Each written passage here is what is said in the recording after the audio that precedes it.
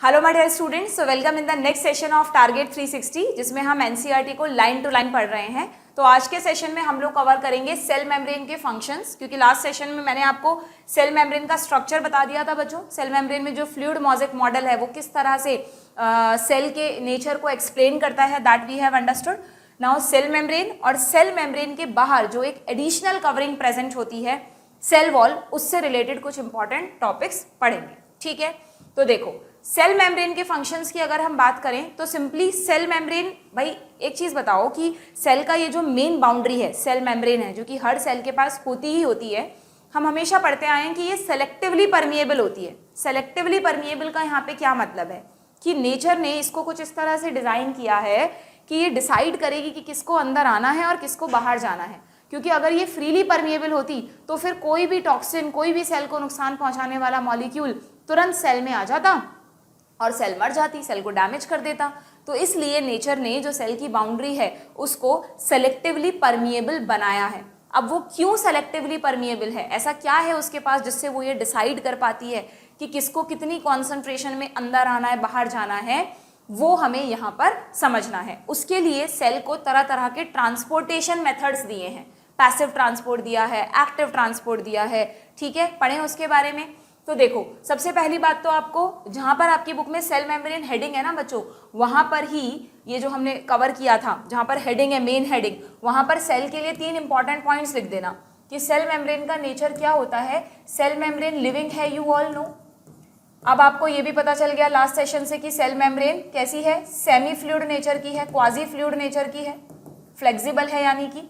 And third, cell membrane हमेशा selectively permeable होती है, फ्रीली अलाउ नहीं करती कि कोई भी सेल के अंदर आ जाए और कोई भी बाहर चला जाए, सेलेक्टिवली परमिएबल होती है। ठीक है, अब हमें इसमें यही सेलेक्टिवली परमिएबल को समझना है। तो यहाँ एनसीईआरटी में क्या लिखा हुआ है देखें, one of the important function of the plasma membrane is the transport of molecules across it.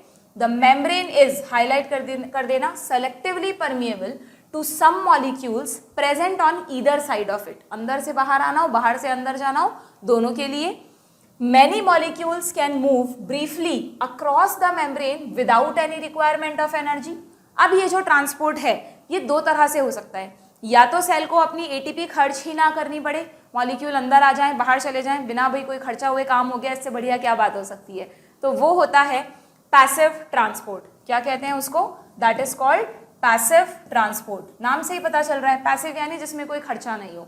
और अगर यहाँ पर खर्चा होगा, अगर एटीपी का खर्चा होगा, such a transport which is energy dependent process in which ATP is utilised, तब आप इसे क्या कहेंगे बच्चों, एक्टिव ट्रांसपोर्ट। तो मेनली सेल दो तरह से ट्रांसपोर्ट कर सकती है। यहाँ पर हम, आप बाद में एक चार्ट को बना लेना, या तो पैसिव ट्रांसपोर्ट, पैसिव ट्रांसपोर्ट का मतलब नो एटीपी एक्सपेंडिचर, कोई खर्चा नहीं हुआ सेल का, और एक्टिव नाम से ही पता चल रहा है एटीपी का खर्चा तो होगा ही।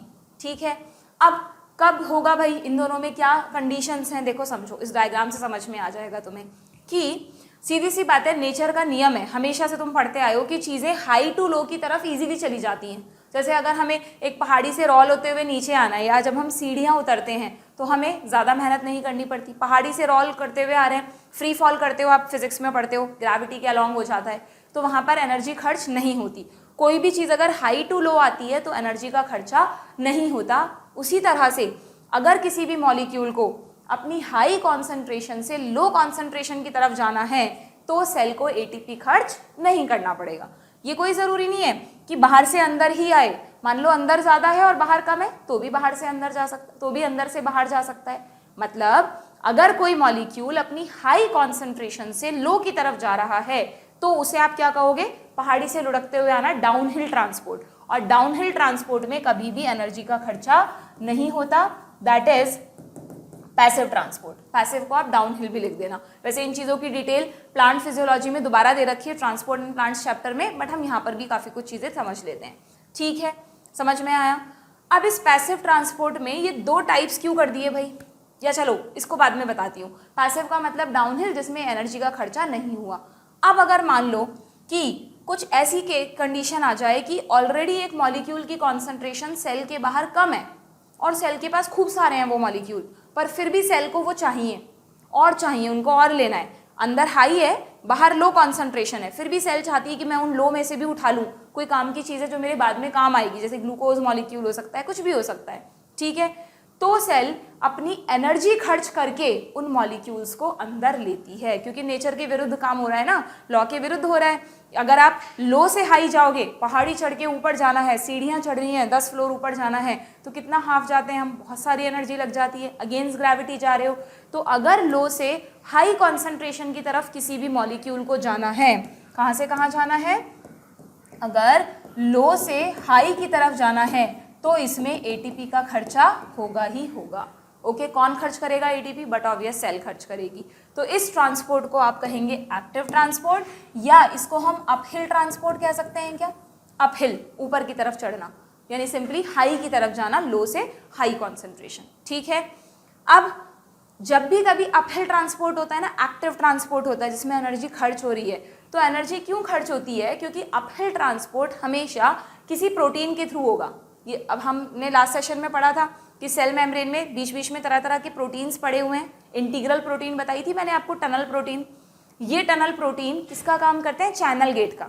जब ये चैनल गेट खुलेगा तो चीज़ें अंदर बाहर आ सकती हैं। इसीलिए मैंने कहा था कि सेल सेलेक्टिवली परमिएबल है, क्योंकि जिन जिन के चैनल गेट सेल के पास हैं, तो जब वो चैनल गेट खुलेंगे तभी कुछ मॉलिक्यूल अंदर बाहर आ जा सकते हैं। जब तक चैनल गेट बंद रहेंगे तब तक वो मॉलिक्यूल का आवागमन, ट्रांसपोर्ट नहीं हो सकता, ठीक है।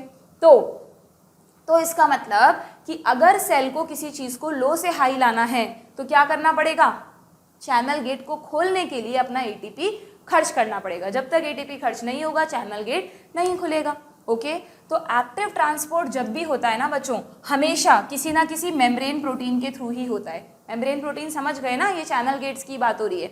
ओके, हमेशा किसके थ्रू होगा, मेम्ब्रेन प्रोटीन के थ्रू होगा, हमेशा अगेंस्ट कॉन्सेंट्रेशन ग्रेडियंट होगा, और हमेशा एटीपी खर्च होगी। ये तीन बातें एक्टिव ट्रांसपोर्ट में आपको याद रखनी है हमेशा, ठीक है। क्या कि ये एक्टिव है यानी एटीपी खर्च होगा। क्यों खर्च हो रहा है, क्योंकि लो कॉन्सेंट्रेशन से हाई की तरफ जा रहे हैं, यानी अगेंस्ट कॉन्सेंट्रेशन ग्रेडियंट। ग्रेडियंट का मतलब होता है डिफरेंस, ठीक है। एंड थर्ड किसके थ्रू होगा, कोई ना कोई प्रोटीन यहाँ इन्वॉल्व होगा, ठीक है। अब पैसिव पे आ जाओ। पैसिव ट्रांसपोर्ट में दो केसेस हैं, दो ऑप्शंस हैं सेल के पास। क्या, एक ऑप्शन तो क्या है, कुछ मॉलिक्यूल ऐसे भी हैं जिनको सेल को लगता है यार इसमें छांटने की कोई ज़रूरत नहीं है कि उसको अंदर आना है कि नहीं आना, वो कभी भी अंदर आ जा सकता है, कोई रोक टोक नहीं है उस पर। तो उनके लिए कोई चैनल गेट नहीं बनाए, जो सेल के फॉस्फोलिपिड्स है ना, जो बाइलेयर है, उनके थ्रू वो चीज़ें अंदर बाहर आ सकती हैं। बस एक कंडीशन रख दी कि तुम तभी अंदर बाहर उसी डायरेक्शन में जा सकते हो जब तुम हाई टू लो कॉन्सेंट्रेशन की तरफ जाओ। तो लिपिड बाइलेयर के थ्रू जितने भी मूवमेंट होते हैं वो हमेशा पैसिव होते हैं, क्योंकि वहाँ एटीपी खर्च नहीं होती। हाई कॉन्सेंट्रेशन से किस तरफ आते हैं, हाई कॉन्सेंट्रेशन से लो कॉन्सेंट्रेशन की तरफ। पैसिव ट्रांसपोर्ट हमेशा हाई कॉन्सेंट्रेशन से लो कॉन्सेंट्रेशन की तरफ होता है। अगर इस पैसिव ट्रांसपोर्ट में किसी चैनल गेट की ज़रूरत नहीं है तब तो आप इसे कह दो सिंपल डिफ्यूज़न, ठीक है, वाया लिपिड बाइलेयर। और अगर इस पैसिव ट्रांसपोर्ट में चैनल गेट की ज़रूरत पड़ेगी तो फिर आप इसे कह दो फैसिलिटेटेड डिफ्यूज़न। ये भी एक तरीके का डिफ्यूज़न है, क्योंकि एनर्जी खर्च नहीं हो रही, बट इस डिफ्यूज़न में फैसिलिटेट, किसी की हेल्प लेनी पड़ी। हमें बोलते हैं ना कि इसको फैसिलिटेट करना, फेलिसिटेशन की बात नहीं हो रही है, अवार्ड सेरेमनी नहीं, फैसिलिटेट करना, ठीक है। तो अगर चैनल गेट्स की हेल्प लेनी पड़ रही है तो आप उसे कह देंगे फैसिलिटेटेड डिफ्यूज़न। बट देखो, इन चैनल गेट से कोई एटीपी की ज़रूरत नहीं है, इनको खोलना बंद करना सेल की इच्छा पर डिपेंड करता है। जैसे हाई टू लो कॉन्सेंट्रेशन दिखेगा, सेल इन्हें खोल देगी और मॉलिक्यूल आ जाएंगे, ठीक है। यहाँ हाई होते तो बाहर भी जा सकते थे, क्लियर है। तो फैसिलिटेटेड डिफ्यूज़न क्या हुआ, मेम्ब्रेन प्रोटीन के थ्रू होगा, लेकिन यहाँ पर एटीपी का खर्चा नहीं होगा, क्योंकि ये कॉन्सेंट्रेशन ग्रेडियंट के अगेंस्ट नहीं हो रहा, बल्कि इन दोनों केसेस में क्या हो रहा है बच्चों, इन दोनों ही केसेस में अलोंग कॉन्सेंट्रेशन ग्रेडियंट मूवमेंट हो रहा है। कैसा हो रहा है, अलोंग कॉन्सेंट्रेशन ग्रेडियंट मूवमेंट हो रहा है। समझ में आ गए तीनों तरह के ट्रांसपोर्ट, कंफ्यूजन तो नहीं है कोई, कि अगर किसी भी मॉलिक्यूल को सेल के अंदर बाहर जाना है या तो पैसिव ट्रांसपोर्ट होगा या एक्टिव। पैसिव मतलब नो एटीपी, एक्टिव मतलब एटीपी का खर्चा।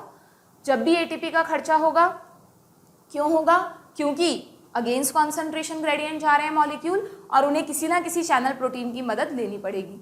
जबकि पैसिव में दोनों पॉसिबिलिटीज़ हैं, लिपिड बायलेयर के थ्रू सीधा भी आ जा सकते हैं, ना एनर्जी खर्च हुई ना प्रोटीन्स की ज़रूरत पड़ी। अगर प्रोटीन्स की ज़रूरत पड़ रही है तो फिर आप उसे कह दोगे फैसिलिटेटेड डिफ्यूज़न, बट एनर्जी तो यहाँ भी खर्च नहीं होगी। समझ में आया? देखें एनसीईआरटी ने कैसे लिखा है, इसको पढ़ो। एग्जाम्पल्स दिए यहाँ पर आपको कि कौन कैसे मूव करता है। अगर हम न्यूट्रल सॉल्यूट्स की बात करें, they move across the membrane by the process of simple diffusion. जिन पे कोई चार्ज नहीं होता ना, जो न्यूट्रल सॉल्यूट्स होते हैं, वो आराम से सिंपल डिफ्यूजन के थ्रू मूवमेंट कर लेते हैं। तो यहाँ पर आप एग्जाम्पल लिखेंगे सिंपल डिफ्यूजन में, यहाँ लिख देती हूँ, यहाँ पर आप एग्जाम्पल लिख देंगे। एग्जाम्पल हो गए न्यूट्रल सॉल्यूट्स, ठीक है, इसी चार्ट में ऐड कर लेना न्यूट्रल सॉल्यूट्स, क्योंकि मैंने बताया था ना लिपिड्स भी तो न्यूट्रल होते हैं, तो उनके थ्रू इजीली वो आ जा सकते हैं, चार्ज मॉलिक्यूल नहीं है ये। Okay, along the concentration gradient जाएंगे। ओके, नाउ यानी हायर से लोअर की तरफ। नाउ वाटर, अब वाटर के लिए एक अलग से स्टेटमेंट है, वाटर में also move across this membrane from higher to lower concentration and movement of water by diffusion is called osmosis. ठीक है, क्योंकि जो वाटर है, वाटर को यहाँ पर अलग से नाम दे दिया। वाटर का जो ट्रांसपोर्ट है वो भी पैसिव ट्रांसपोर्ट है। वाटर को आदान प्रदान के लिए सेल एनर्जी खर्च नहीं करती है ना, हमेशा अपनी हाई से लो की तरफ चला जाता है। और वाटर के लिए जो पैसिव ट्रांसपोर्ट यूज होता है उसको इन्होंने नाम दे दिया, एक स्पेशल नाम दे दिया, दैट इज ऑस्मोसिस, जिसके बारे में आप प्लांट फिजियोलॉजी में डिटेल में पढ़ते हैं। ठीक है, ट्रांसपोर्ट एंड प्लांट चैप्टर में। अब डिपेंड करता है, न्यू एनसीईआरटी ने हालांकि उस चैप्टर को डिलीट कर दिया, अगर रखते हैं तो पढ़ेंगे, अगर एनटीए ने हटा दिया तो फिर काम ही खत्म, सिलेबस से हट गया वो आपके। ठीक है, बट ऑस्मोसिस की बेसिक नॉलेज हो गई आपको। ऑस्मोसिस मतलब मूवमेंट ऑफ वाटर। कैसा होता है ऑस्मोसिस? हमेशा पैसिव होता है। ठीक है, it is always a passive transport, no ATP.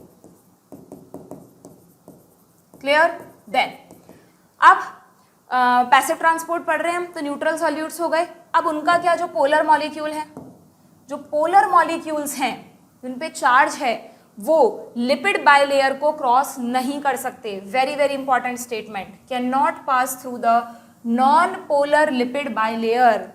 अब आप कहेंगे मैम नॉन पोलर क्यों? हमने तो फ्लूइड मोज़ेक मॉडल में पढ़ा था कि लिपिड का हेड पोलर होता है और टेल नॉन पोलर होती है, बट ओवरऑल जो लिपिड्स का नेचर है बच्चों वो तो नॉन पोलर ही होता है ना। अगर मान लो कोई पोलर मॉलिक्यूल इस हेड से घुस भी गया तो नॉन पोलर टेल उसको रिपेल कर देगी, आगे आने नहीं देगी पोलर मॉलिक्यूल को। ठीक है, तो इसलिए जो पोलर मॉलिक्यूल्स हैं वो लिपिड बायलेयर के थ्रू नहीं आ सकते, जिन पर भी चार्ज लगा हुआ है, सोडियम, पोटेशियम, कोई भी जो भी चार्ज मॉलिक्यूल्स हैं। ठीक है, तो उनको क्या करना पड़ेगा? They require a carrier protein. समझ गए कैरियर प्रोटीन कौन है? वही टनल प्रोटीन्स, वही membrane proteins. They require a tunnel protein of the membrane to facilitate their transport across the membrane. But again यहाँ पर भी एनर्जी का खर्चा नहीं हो रहा है। तो इसका एग्जाम्पल क्या हो गया? फैसिलिटेटेड डिफ्यूजन के एग्जाम्पल में आप क्या लिखोगे? Polar molecules. ठीक है, यहां पर भी पोलर मॉलिक्यूल ही आएगा एग्जाम्पल, लेकिन दोनों में फर्क है ना। क्या फर्क है? यहां पर polar molecule along concentration gradient आ रहे हैं, यहां पर अगेंस्ट कॉन्सेंट्रेशन ग्रेडियंट आ रहे हैं। सोडियम चैनल्स फैसिलिटेटेड डिफ्यूजन भी शो करते हैं और एक सोडियम पंप होते हैं जो एक्टिव ट्रांसपोर्ट भी शो करते हैं। जब आप नर्वस सिस्टम पढ़ते हैं ह्यूमन फिजियोलॉजी में तो बहुत कंफ्यूजन होता है बच्चों को कि मैम ये सोडियम चैनल है कि पंप है, पोटेशियम चैनल है कि पंप है, तो हर तरह की चीज़ें हैं। अगर अलोंग कॉन्सेंट्रेशन ग्रेडियंट है तो सिंपली चैनल्स बोल सकते हो, वैसे इस टर्मिनोलॉजी पे आपको अभी नहीं जाना। वो सिंपली मतलब क्या कर रहे हैं, वो पैसिव ट्रांसपोर्ट कर रहे हैं। और अगर जहां पर भी कहीं पंप वर्ड लिखा हुआ आ जाए ना, यहाँ का एग्जाम्पल है सोडियम पोटेशियम पंप, तो इसका मतलब वो क्या कर रहे हैं? पंप यानी जिसमें एनर्जी लगे, प्रेशर लगे, तो वो एक्टिव ट्रांसपोर्ट वाले चैनल्स हैं। पंप भी एक तरीके के चैनल्स ही हैं, बट ये एक्टिव ट्रांसपोर्ट वाले चैनल्स हैं। ठीक है, जबकि यहाँ पर सिंपली हो जाएगा सोडियम चैनल, पोटेशियम चैनल, कौन से वाले चैनल? जो पैसिव ट्रांसपोर्ट शो कर रहे हैं वो वाले। ठीक है, समझ में आ गई बात? तो अब यहाँ तक किसकी बात हो गई? यहाँ तक बात हो गई है पैसिव ट्रांसपोर्ट, खत्म हो गया यहाँ पर। अब एक्टिव के लिए आ गया एनसीईआरटी में। क्या है कि a few ions or molecules are transported across the membrane against their concentration gradient from lower to higher, this is energy dependent process and it is called active transport. ठीक है, जिसका एग्जाम्पल आपको ध्यान रखना है सोडियम पोटेशियम पंप, जिसके बारे में नर्वस सिस्टम में ह्यूमंस में बहुत अच्छे से डिटेल में पढ़ोगे तो। ठीक है।